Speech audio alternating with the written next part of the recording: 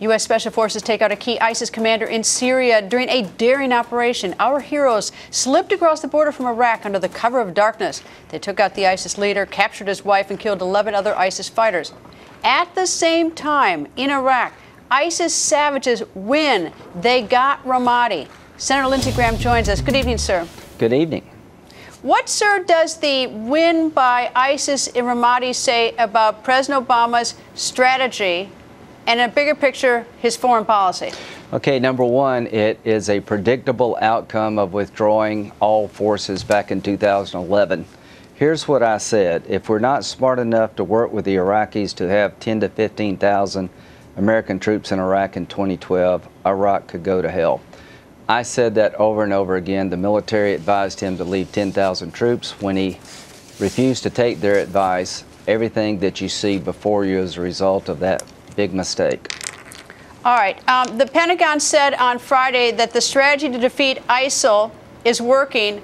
ISIL is on the defensive. Well, I'm curious. Are they that unaware, or are they trying to pull a fast one? They're trying. There's propaganda coming out of the Pentagon in this administration. Here's the problem. The Iraqi security forces have deteriorated. The most effective fighting force inside of Iraq is Shia-backed militia from Iran, Iranian-backed Shia militia. The Iraqi army has fallen apart. Anbar is in the hands of ISIL. The Sunni Arabs who live in Anbar province believe that Baghdad, which is led by a Shia government, does not care about them. So taking Ramadi by ISIL really is a blow to political reconciliation, and it's exhibit A of the failure of Obama's military strategy. We don't have enough American forces in Iraq to change the momentum on the battlefield. All right, here's another problem that I want to ask you about is that President Obama's the plan he's trying to work out with Iran is twofold. One is the nuclear arms, trying to make sure that Iran doesn't get a nuclear weapon. But in so doing so, it is anticipated the sanctions will be lifted. Iran will get incredibly flush with cash. Yes. They will be so rich. And if they are now controlling the government in Baghdad, if they are now controlling the militia, Assad the Shia militia against ISIS, all right, if they've now got a lot of money there and a lot of money to help Hezbollah in Lebanon and a lot of money to help Yemen, the Houthis in Yemen, where are we headed? Well, what we're doing was about to give cash to the most disruptive group of people in the Mideast. The money that we would give them under sanction relief won't go into building hospitals or schools in Iran.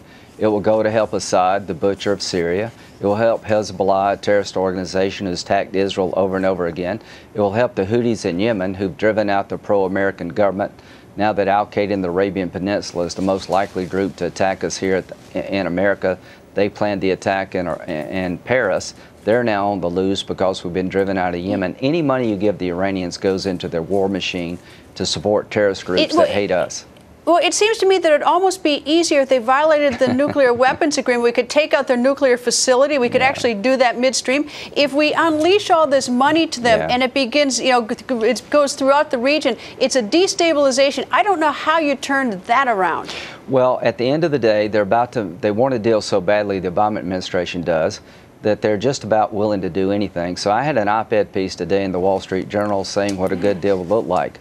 No money until they completely submit to international verification. No money until there's anytime, anywhere inspections of their nuclear facilities, including military installations. And you never dismantle the inspection regime until they change their behavior. Those three things have to be part of any deal. But at the end of the day, giving the Iranians more cash, given their behavior of destabilizing the Mideast, is really nuts. All right. Today, on another network. Yeah. You tipped your hand. You said you're running. Is it in fact true you're running for president 2016?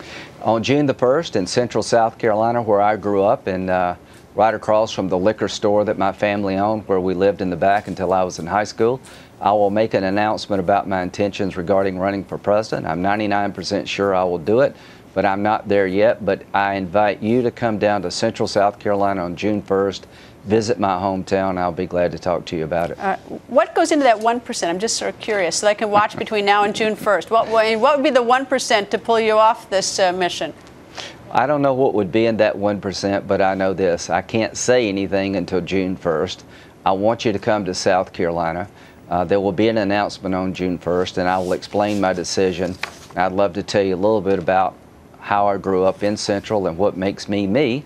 And Greta, please come. I'd like to share my story with your audience. It'd be an incredible day in my life. Only in America can you go from the back of the liquor store to the Senate and maybe one day to the White House.